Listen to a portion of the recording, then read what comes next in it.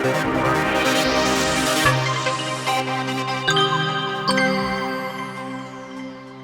going on, everyone? Welcome back to the Scale News Update. If you're not familiar with the show, we talk about the news that happened in the scale world of RC over the past week.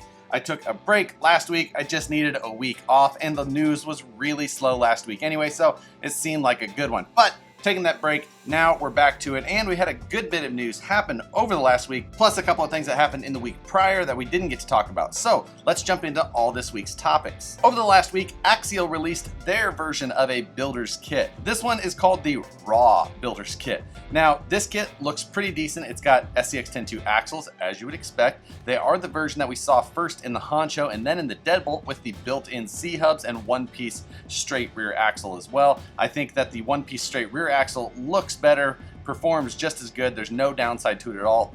I really prefer that axle. The front axle, I actually had really good luck with it in my honcho, and if you're using universals, which this kit comes with, they actually should hold up pretty well for you. But beyond those universals and the axles that it comes with, it also comes with aluminum links throughout, and it comes with all of the links you need to facilitate building it with 3 different wheelbases. Now, this is the best way to do a multiple wheelbase situation, rather than how like Viterra did it with the K5 Blazer kit originally, where they had aluminum links, then you had to stack spacers together on long set screws to achieve different wheelbases. This one actually gives you different length aluminum links to adjust that wheelbase. Now, at the end of the day though, of course, it does use the Axial rod ends, which are soft and do stretch too easily, but at least out of the gate, you'll still have those metal links. It does come with the 3-gear ready-to-run style transmission, and it's the molded case that we've seen pop up in the CRC 2017 Jeep and the honcho and the deadbolt. Honestly, it works out pretty well, but if you're looking to bolt on accessories to that case, you're kind of out of luck and you really need to replace the whole case. Some people commented saying they wish they would have had the kit transmission, and while I did like the kit transmission just because it was something a little different and new, in all honesty, the 3-gear transmission is kind of a better transmission. The motor sits lower with the 3-gear transmission than it does with the kit transmission, and the kit transmission also moves that motor back further. So for a performance aspect, the 3-gear transmission still probably takes the win. In addition to the fact that it is a 3-gear transmission, it does come with those sintered metal internal gears for that transmission as well. The kit is coming with the plastic bodied shocks that you see in a lot of the ready-to-runs. And I don't mind this, because even if they went and upgraded you to like the aluminum body icons, they still don't hold oil that well. So just keep those shocks out of it, give you just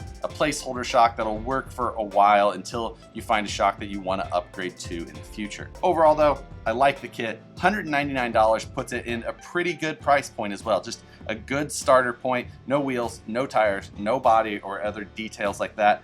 Bare bones kit, just a good base of parts without having to pay a lot extra. I'll put the links to the rest of the details on this kit in the description below. Proline last week finally released the 4.19-inch tall 1.9 BFG KM3s. We actually talked about this a little while ago. We saw it kind of pop up in a video clip where they showed it on a Lego vehicle of some sort, but those are finally available for sale and they're shipping already. So if you're looking for a new Class 1 tire that's got really good proportions, it's narrower, it looks more proportioned than a lot of the other 4.19-inch tall tires that I've seen so far. Overall, I really like this one the best. If I was looking to build anything with a 4.19-inch tall tire, this would be the one that I'd go with. I'll put the links to that tire in the description below. RCP Crawlers is a company we haven't talked about on the Scale News before, but they released something this week for you guys who are fans of building the 1/6 scale G.I. Joe Jeep builds. Now, if you've not seen these before, the 1/6 scale Jeeps were something that was available as a toy, and they were under the G.I. Joe umbrella. They were also available through a company called Dragon, I believe, and they were much more expensive, but they had a lot of other details. However, they are 1/6 scale, but that's not all that big when you consider that's a Willys Jeep. It actually fits really well with like an AR60 sized axle, but RCP released 2 pre-built drop-in cages that you can get, a couple different styles. One's a fastback, one's more of a family cage. If you've got one of those Jeeps and you want to drop in a cage, or if you've never seen one of these and maybe this is something that interests you, go check out their website. You can see some of the details on this product over there. ECX dropped a teaser last week, followed the next day by the release of a new ECX FPV Barrage. Now this is the 124 scale Barrage, so it's the little guy, kind of the desktop size crawler, but they're releasing an FPV out of the box option.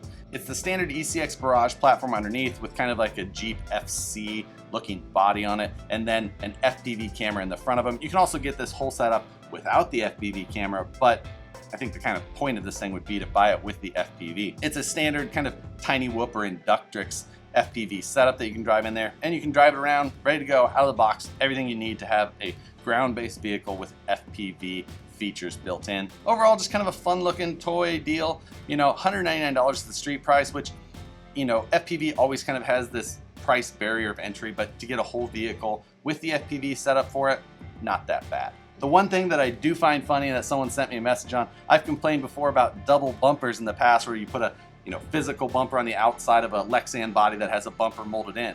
But this was a new one that someone pointed out to me. How about double or like quadruple windshield wipers?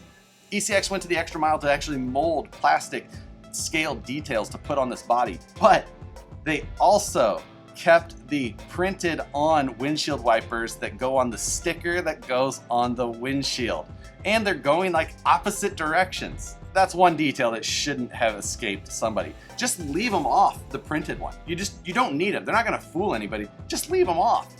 Put them on the one that you want to include with the windshield wiper details on there, and just leave them off the print. Come on, guys. While this one isn't scale, this is another one from Proline. They released an F100 Pro touring body for a slash, kind of taking a slash and making it an on-road deal. Overall though, I think this one just looks cool with the big bulging fenders and like the little bit of the Pro Touring wing molded in on the back. Just a cool body.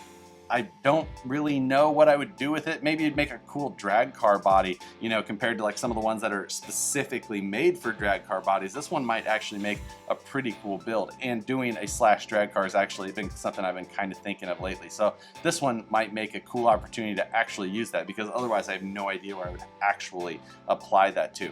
But if you're a fan of it, link in the description below. A number of weeks back, we talked about a new hard body Raptor clone looking thing that was going to come out of JD Models from overseas. And it looks like RC4WD has officially announced this, although they're not saying JD Models at all. They're just kind of showing it like it's their own, which I don't believe that it is in any way. This is actually already for sale overseas.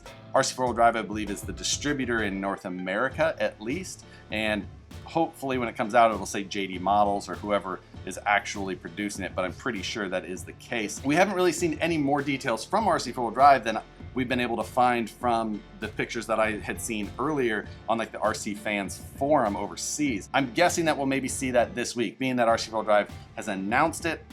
I think that they probably have to be following that up with an official announcement on the price. We'll see where that comes. I would expect this thing to be priced pretty close to that Dakar truck that was announced from JD Models before, and I believe that one was somewhere around that $800 mark. I would have to expect that this is going to be at that or more. I would think between $800 and $1,200 is probably where this thing is going to fall, but we'll see what it looks like when it comes out. Losi posted a picture this week kind of teasing a new product coming out, and we don't know if it'll be scale or anything, but the one little hint that was in the photo is that it looks like it was showing a rear light bar or maybe a front light bar. Lights in the very least. It was coming through a cloud of dust, so it would appear that the vehicle was driving away, so that's why I was thinking it was a rear light bar. I believe that it's going to be announced this coming week, so we'll keep an eye out for that. Being that it wasn't a cloud of dust and with some lights on it, I would expect it to be somewhat scale, and I would expect it to be somewhat fast. We've already seen bind and drive Baja Ray and Rock Ray. Maybe this is a bind and drive Super Baja Ray. We'll just have to see what they've got coming. That's going to do it for all of the news this week. I did put a post up asking for questions to round out this week's video. Let's jump over to Instagram first and discuss the ones that got posted there. First one, what do you think of pineapple on pizza? Not a fan. Next question, how does the idea of a 1/5 or 1/8 scale crawler sound, or is 1/10 where it should always be at? I would love to have a large scale crawler, something true to scale, 5th scale, or 8th scale, where it's kind of already there. I mean, if you really are scaling things out, but if you're kind of trying to put it in perspective of the electronics and things that we see already, you could put that anywhere you want. Larger scale in general though, I would personally like it. However, there's a lot of things that would really need to follow that trend. Wheels and tires are a big one. We could make parts hold up. I don't think that's big of a problem. But then the cost of things like batteries.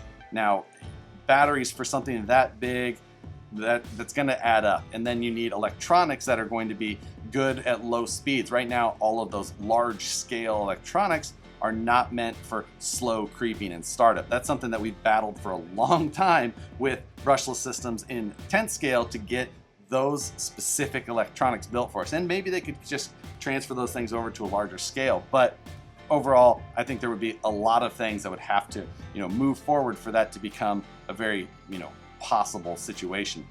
Next question is, what got you into scale RC? I wanted to get into hobby grade RC in like 2004, started searching the internet then, trying to find out what I really wanted to buy. I was going to buy either a Savage or a T-Max at the time.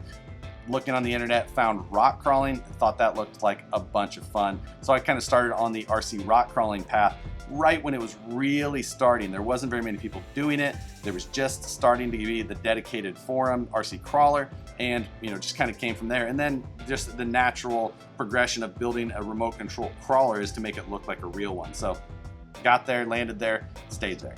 Next question is, how about an amphibious vehicle monthly mayhem challenge?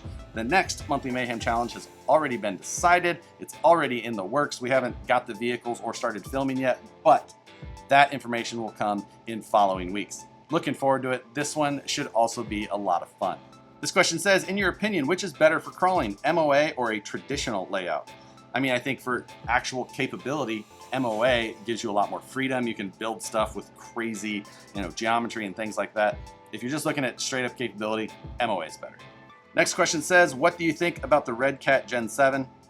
It's fine, just fine. I don't like flat rail chassis, and I don't like original SCX 10.1 axles anymore. That's basically what it is to build that. It's fine, just not for me.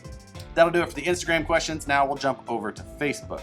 This question says, what are your thoughts on the new Axial Builders Kit? Would you have wished for the OG Style 10.2 axles or kit tranny with this kit? I think we already talked about that a little. The kit tranny, not so much. The stock 3-gear one works pretty well. The axles, the C-hubs rotated around on those, so there's pluses and minuses. This one, if you break it, you have to replace the whole housing, but I think the scale looks are a lot better. Overall, I think I like the one-piece axles better personally, just because I think they look so much better than those big bolt-on C-hubs. So I like how they did it as it is, and then if I was going to upgrade, obviously, we all know what I would do. So for me, I think it's a great setup. Last question on Facebook says, hey Josh, what light bar do you recommend for good light to drive at night? If you want like a ton of light, you can use the Vanquish Q series, which have, an actual optic to it, really projects it out there. If you want a regular light bar style, of course, there's the Vanquish Rigid light bar as well, or there's a ton of light bars that use LED strip. The Vanquish one just looks like a rigid with the fin design and things like that, but there's a ton of light bars available.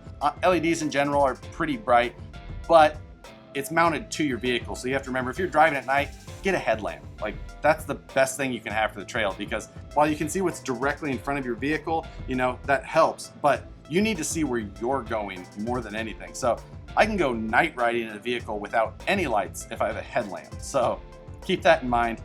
That's the biggest thing I'm ever concerned about when I go on a night ride. But that's gonna wrap up this week's Scale News update. Thanks for letting me take the week off, everybody. I enjoyed it, I needed it, and I'm looking forward to getting back to more videos after the whole craziness of the monthly mayhem and the next one coming soon. I still have a bunch of videos that I'd like to shoot in the week coming up, so hopefully I get that done. Thanks for watching though, everybody. Hit the like button if you enjoyed the video, subscribe if you're not already, and drop a comment if you've got anything to say about any of the topics we discussed today. Thanks for watching again, guys, and we'll see you on the next one.